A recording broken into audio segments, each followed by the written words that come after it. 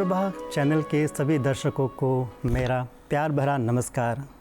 मैं डॉक्टर तारू सिंधिक तेरानातुंग government college Itanagar में हिंदी डिपार्टमेंट में बतौर सहायक प्राध्यापक यानी असिस्टेंट प्रोफेसर के रूप में कार्यरत हूँ और मैं रहने वाला अपर सुबनसिरी डिस्ट्रिक्ट दापोरिजो से हूँ, जो तागिन कम्युनिटी से बिलोंग करता हूँ। मैं आज दीदी अरुण प्रभा द्वारा प्रायोजित विशेष कार्यक्रम what's the story roots and tales के इस विशेष प्रस्तुतिकरण में मुझे स्टोरी टेलर के रूप में यहाँ आमंत्रित करने के लिए मैं दीदी प्रभा अरुण प्रभा को बहुत बहुत मैं धन्यवाद ज्ञापित करता हूँ। आज के इस विशेष कार्यक्रम में एक बहुत ही खूबसूरत कहानी लेकर मैं प्रस्तुत हूँ, जिस कहानी का नाम है Himbin Taj tale of a transcendent beauty. ये एक किताब है, मेरे हाथ में आप देख रहे हैं और मेरे पीछे स्क्रीन में भी आप देख रहे हैं। ये पुस्तक जिसको लिखी है श्री लोपा रेबी कोजुम जी ने, ये भी रहने वाला अपर सुबनसिरी डिस्ट्रिक्ट का ही है और इस कहानी में बहुत ही खूबसूरत तस्वीरें भी बनी हुई है, इलस्ट्रेशन, जिसको बनाया है तोमर तोमसाई नायम ने। ये भी अपर सुबनसिरी डिस्ट्रिक्ट के रहने वाले हैं। तो आज इस कार्यक्रम के तहत मैं इस बुक के ज़रिए आप लोगों के समक्ष एक बहुत ही खूबसूरत सी एक कहानी लेकर आया हूँ, जिसका नाम है Himbin Taj tale of a transcendent beauty, यानी कि हिंदी में मैं कहूँ हिमबिन ताज एक अलौकिक सुंदरी की कहानी। और मैं ये भी बताना चाहूँगा कि ये पुस्तक जो है लोपा रेबी का एक डेब्यू बुक है, जो पब्लिश हुआ है इंडिजिनियस पब्लिशिंग हाउस ईटानगर से। और ये जो कहानी है ये हमारे तागिन कम्युनिटी में कई सालों से एक ओरल ट्रेडिशन के रूप में ये पीढ़ी दर पीढ़ी इस कहानी को कही जाती है, सुनाई जाती है। मैंने भी बचपन से इस कहानी को सुना हुआ है। तो आज लोपा रेबी कोजुम ने उस कहानी को एक पुस्तक के रूप में हम सब के समक्ष लेकर आया है। तो समय ज़ाया नहीं करते हुए प्यारे दर्शकों, मैं आप सबके समक्ष ये कहानी शुरू करने जा रहा हूँ। ये जो हिमबिन ताज है, ये इस कहानी का मूल पात्र हैं, जिसको इंग्लिश में हम कह सकते हैं प्रोटैगनिस्ट। सारी कहानी इन्हीं से शुरू होती है और इन्हीं पर ख़त्म होती है।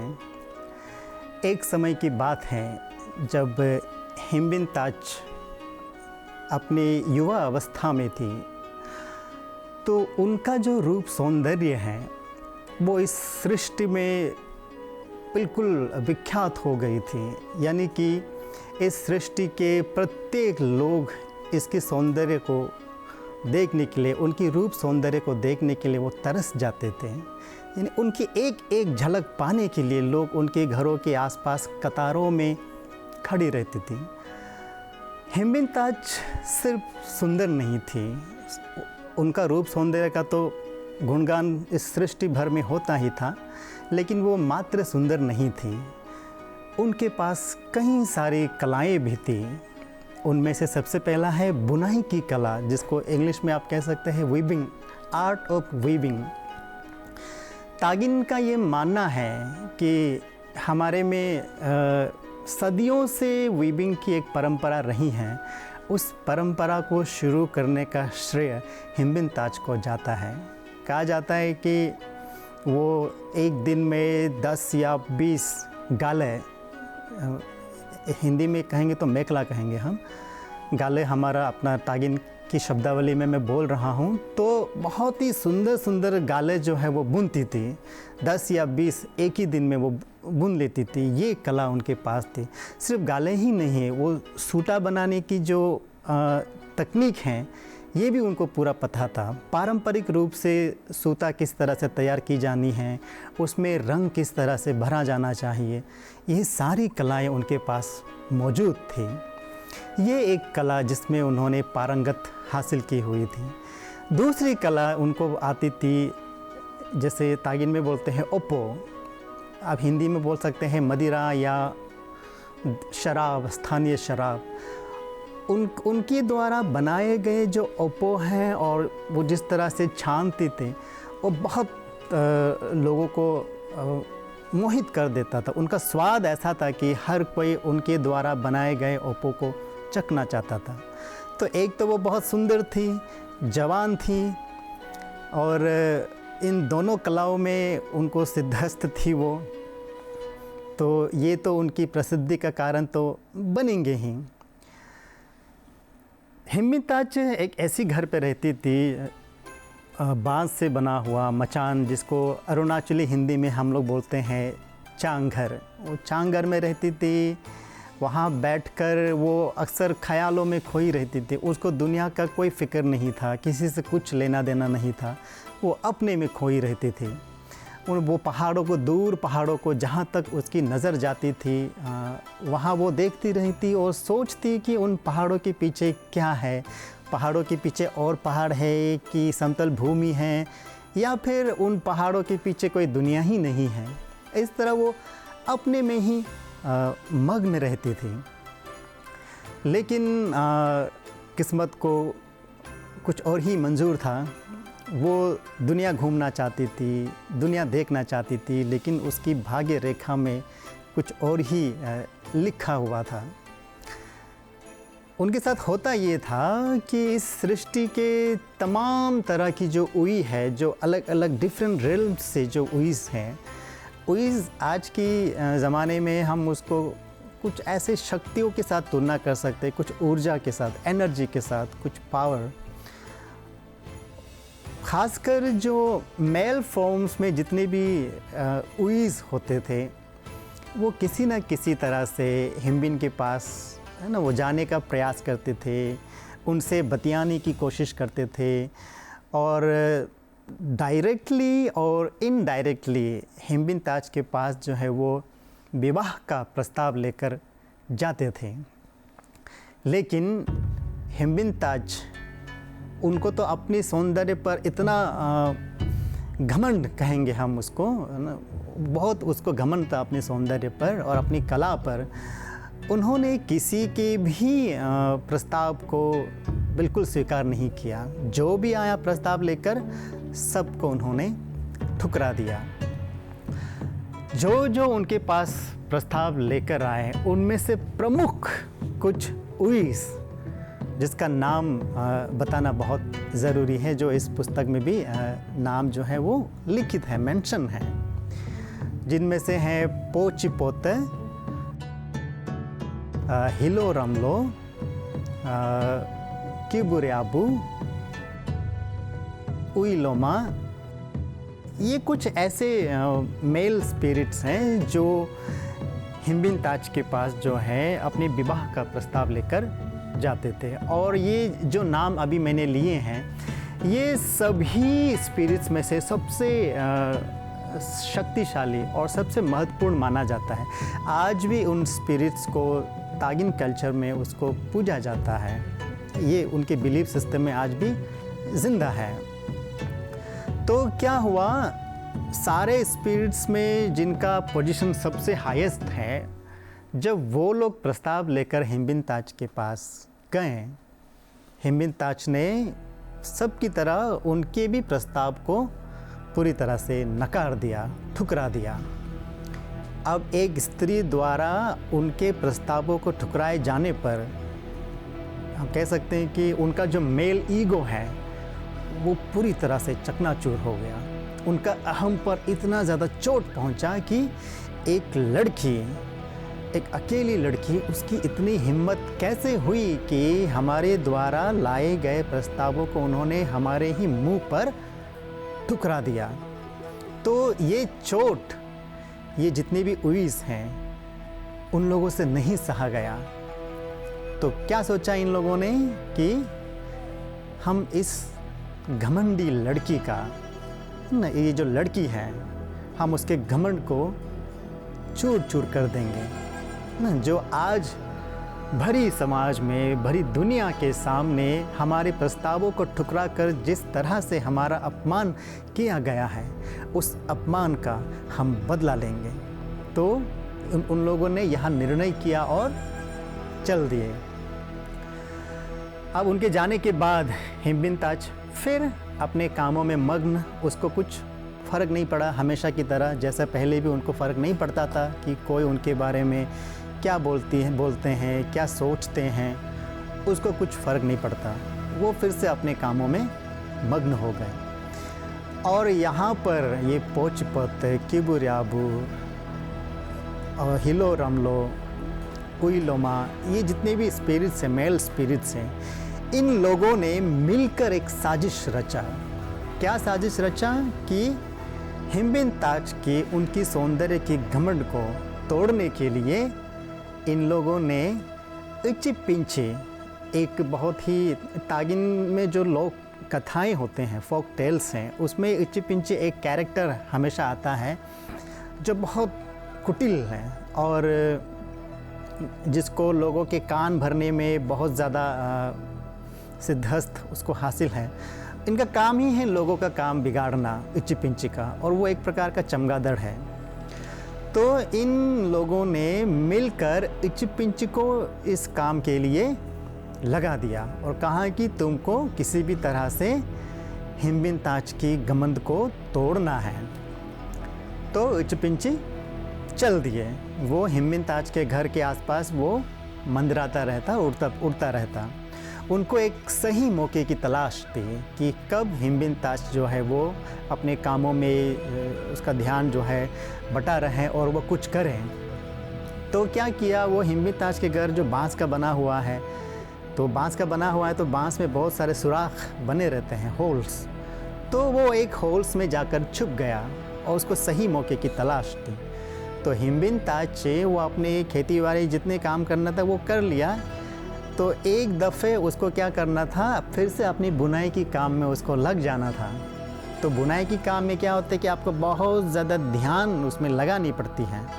तो वो ध्यान में मग्न हो गया बुनाई के काम में।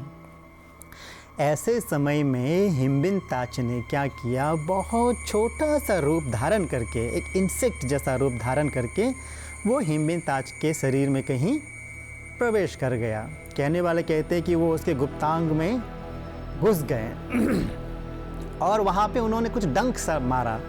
तो हिम्बिन ताज को लगा कि कोई चींटी या कोई कीड़े हैं जिन्होंने उसको डंक मारा, तो उन्होंने नज़रअंदाज कर दिया और हिम्बिन ताज को जो करना था करके वो निकल गया। इस घटना के कुछ दिनों के बाद, कुछ महीनों बाद, हिम्बिन ताज जो अब तक अपने कामों में बहुत मस्त रहती थी, मगन रहती थी, खुश रहती थी, उन्होंने महसूस किया कि उनका जो पेट है, बेली है, वो धीरे धीरे बड़ा हो रहा है। तो उनको पता चल गया कि वो गर्भवती हो गई हैं, प्रेग्नेंट। तो ये उनके लिए बहुत ही एक आश्चर्य का एक कारण बन गया कि ये कैसे हुआ, क्योंकि आज तक उन्होंने किसी भी पुरुष के साथ कोई ऐसा संबंध नहीं बनाया। संबंध बनाना तो बहुत दूर की बात है, वो पुरुष किसी भी पुरुष को अपने पास पटकने भी नहीं दिया। लेकिन कैसे ये प्रेग्नेंट हो गया उसे समझ में नहीं आया। और जैसे जैसे समय बीतता गया उसका पेट और बाहर आने लगा और बड़ा होने लगा, तो लोगों को अब और क्लियरली वो दिखने लगेगा। तो बिन ब्याही एक औरत जो है, जो माँ बन गई है, ये समाज की नज़र में वो कभी भी सम्मान का पात्र नहीं हो सकता। लोग उस पर थूकेंगे, उस पर मजाक उड़ाएंगे, उसका कीचड़ उछालेंगे। तो लोग लाज की डर से हिम्बिन ताज घर से बाहर निकलना छोड़ दिया। वो अपने ही घर में खुद कैद हो गई। लेकिन समय बीतता गया, वो बच्चा बड़ा होता गया, तो उसको जन्म देने का टाइम आ गया। तो जब उस बच्चे को उन्होंने जन्म दिया, उस नवजात शिशु का जो रूप था, जिस शक्ल सूरत को लेकर उस बच्चे ने जन्म लिया, उसे देखकर हिम्बिन की तो और भी होश उड़ गए, क्योंकि वो बच्चा जो है दिखने में इंसान जैसा तो बिल्कुल भी नहीं था। उनका चेहरा बिल्कुल चमगादड़ का शक्ल वाला था। हाथ पाँव इंसान जैसे हैं, लेकिन उसका जो पूरा चेहरा है वो एक चमगादड़ की शक्ल जैसा था। हिम्बिन ताज की जो आंखें हैं वो फटी की पटी रह गई। आखिर ये कैसे हुआ? ये कैसे उसके पेट में ये बच्चा पला और किस तरह का बच्चा जन्म लिया है। तो हिमबिन को क्या करना था, उस बच्चे का बाप का पता लगाना था।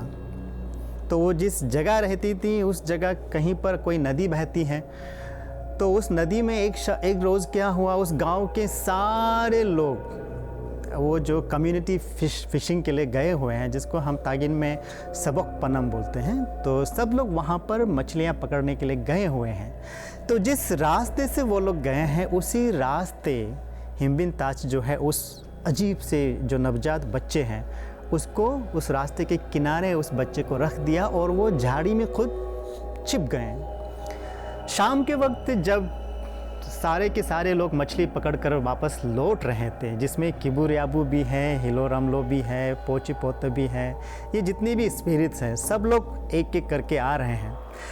आते वक्त सब एक एक करके सब ने उस बच्चे को देखा, उस बच्चे की रोने की आवाज़ सुना और उसको जाकर सामने से देखा।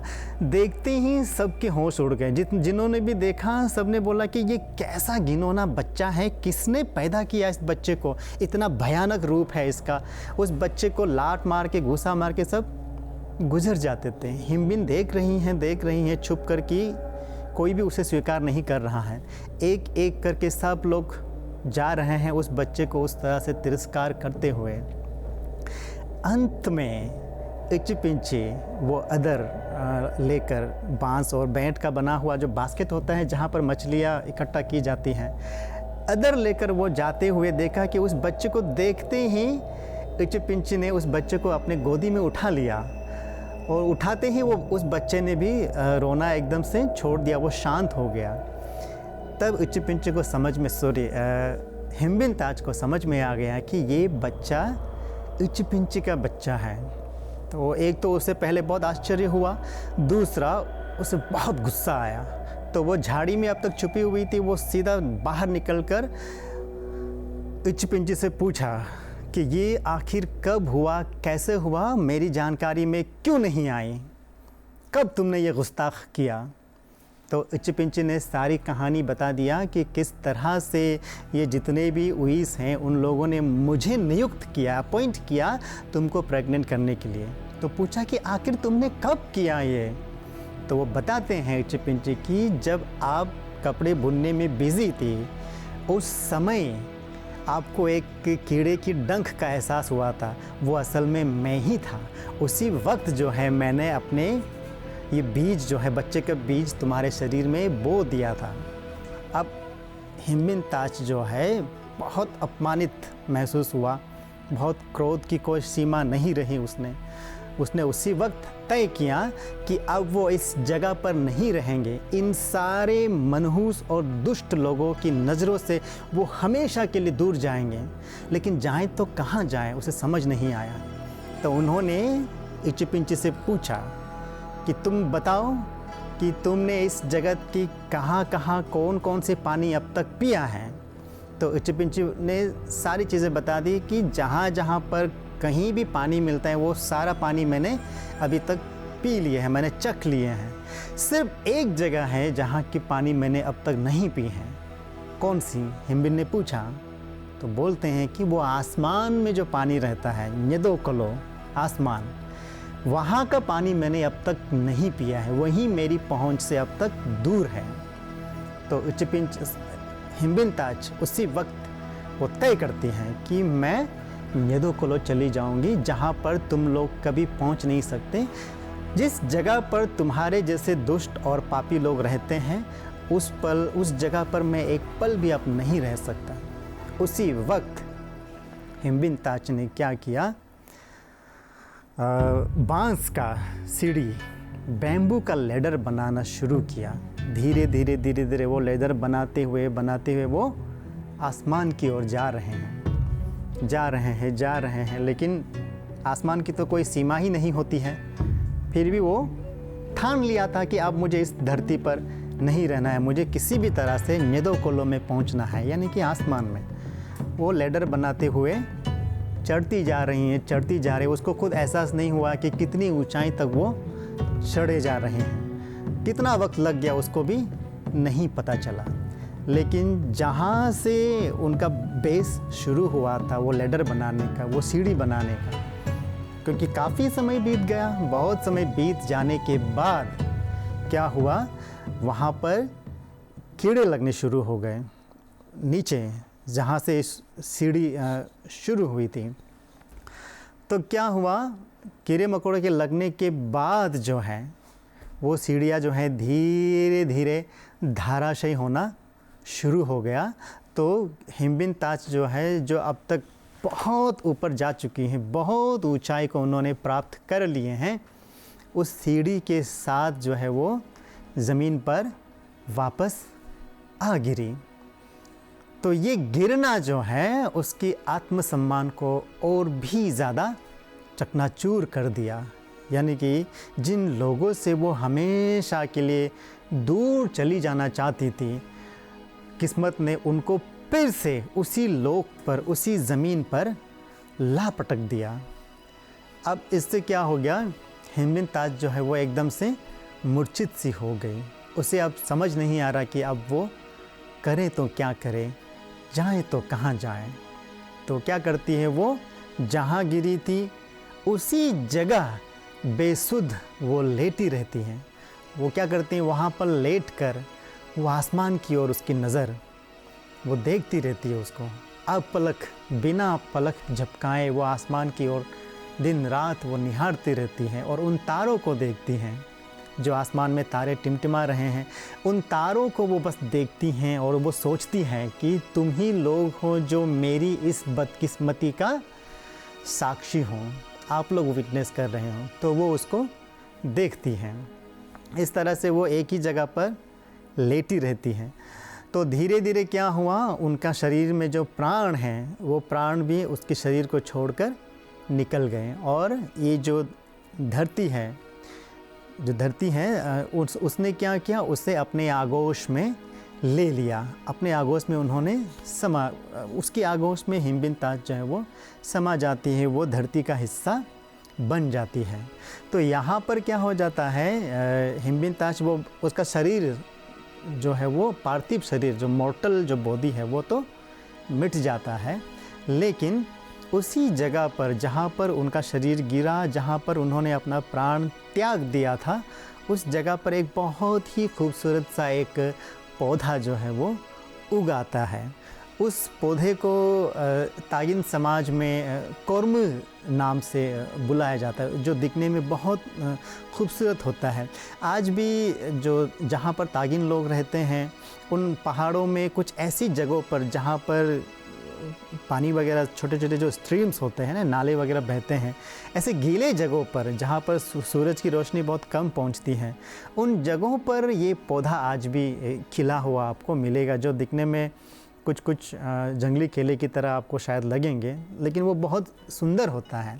तो तागिन लोगों का मानना है कि ये जो है वो कोर्म जो है वो एक्चुअल में कोर्म नहीं होकर वो हिमबिन ताज हैं, जो इस दुनिया की है ना पापी निगाहों से बचने के प्रयास में अपना प्राण को इस तरह से त्याग देता है। तागिन में कुछ लोगों का ये भी मानना है कि जब वो उस सीढ़ी से वो ज़मीन की ओर वापस गिरती हैं, जब उसकी मृत्यु हो जाती है, तो उस समय वो जो है कोर्म नहीं बनकर, ये कुछ एक अलग वर्जन है उसका जो एंडिंग है, तो वो क्या है, वो एक चिड़िया बन जाती है। चिड़िया का नाम फ़िलहाल मुझे याद नहीं आ रहा, एक बहुत छोटा सा एक चिड़िया है। और वो चिड़िया जो है विशेषकर जब बारिश का मौसम होता है, उस बारिश के मौसम में ही ये चिड़िया जो है वो बाहर आती हैं और उस बारिश की बूंदों को वो पान करती हैं, क्योंकि लोगों का ये मानना है कि ये चिड़िया वही हिमबिन ताज है। और ये हिमबिन ताज ने ये वचन दिया था अपने आप को, ये प्रण लिया था कि वो इस धरती का कोई भी पानी का पान नहीं करेंगे जिस पानी को पहले से ही यहाँ रहने वाले लोग, विशेषकर इच्चपिंची ने जिस पानी को चख लिया है, उस पानी को वो बिल्कुल नहीं पिएंगे, कभी नहीं चखेंगे। तो इसीलिए सिर्फ न्यदोकोलो से आने वाली जो पानी है उसी को वो चखेंगे, ये उन्होंने ऐसा प्रण किया था। तो इचिपिंची एक चिड़िया बन हिम्बिन ताज जो है वो एक चिड़िया बन जाती है अंत में, और वो चिड़िया बनकर आज के तारीख में भी वो बस बारिश के मौसम में वो अपनी घोंसले से वो बाहर आते हैं और आसमान से टपकने वाली जो पानी है उस पानी को वो पान करते हैं, क्योंकि आज भी वो उस वचन को वो निभाने के लिए प्रतिबद्ध है। तो इस तरह से तागिन में ये जो कहानियाँ सदियों से प्रचलित है, इससे हमें एक तो ये हमें सीख मिलता है कि हमें अपनी खूबसूरती को लेकर, हमें अपनी कला को लेकर इतना घमंड भी नहीं करना चाहिए, क्योंकि घमंड जो है किसी भी चीज़ के लिए अच्छी नहीं होती, वो हमारे लिए बहुत नुकसानदेह होता है। हिम्बिन ताज का अंत में जिस तरह से उसकी मृत्यु हो जाती है, कहीं ना कहीं उनकी अपनी सौंदर्य और अपनी जो कला नैपुण्य है उसको लेकर कहीं ना कहीं उसके भीतर जो है एक घमंड जो है वो बैठ गई थी। इसीलिए उसका ये नतीजा हुआ कि वो लोगों से मिलना नहीं चाहती, वो विवाह नहीं करना चाहते, पुरुषों से तो वो हमेशा दूर ही रहती है। तो एक प्रकार से समाज से उन्होंने अपने आप को एकदम से अलग थलग ही कर दिया। तो ये किसी भी व्यक्ति के लिए अपने समाज से हट के रहना, कट के रहना, ये अच्छा नहीं होता, ना खुद के लिए ना समाज के लिए।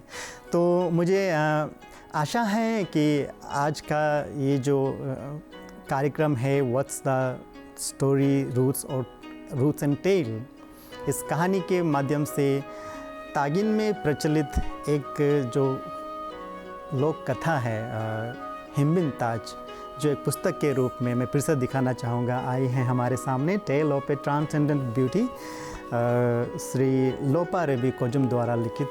ये पुस्तक शायद मार्केट में अवेलेबल है। विशेषकर आज के जो यंगर जनरेशन है, आपको इन कथाओं को जानना, इनको पढ़ना बहुत ज़रूरी है, क्योंकि हम जैसे आदिवासी जो समुदाय के लोग हैं, हमारे एग्जिस्टेंस का जो मूल आधार ही हमारी जो कथाएं हैं, उन कथाओं को इसलिए जानना, उसको आगे की पीढ़ियों को ट्रांसफॉर्म करते जाना, ये बहुत हमारे लिए महत्वपूर्ण काम है। तो हम सब की ये जिम्मेदारी होती है। तो इसी के साथ आज के इस स्टोरी टेलिंग सेशन को यहाँ पर हम संपन्न करना चाहेंगे। हम उम्मीद है कि आप सभी को ये स्टोरी टेलिंग बहुत पसंद आया होगा। बहुत धन्यवाद।